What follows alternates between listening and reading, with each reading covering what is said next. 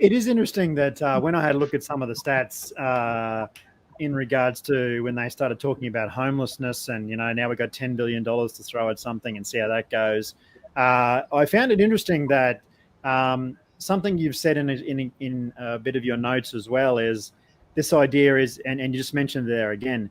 I find it interesting that people, when they go into home ownership, are willing to absorb so much more pain than when you go into renting.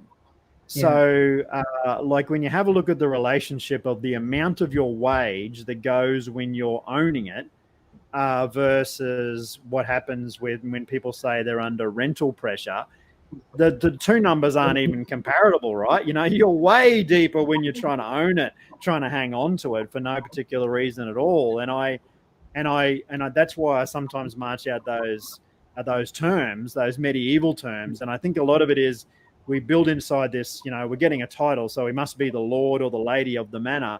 So we can physically, we can be more, mortgaged to our deaths, because we get to own this thing. And I think that's one of those. And I noticed you wrote some stuff there about biases. That's really hard for us to get around with.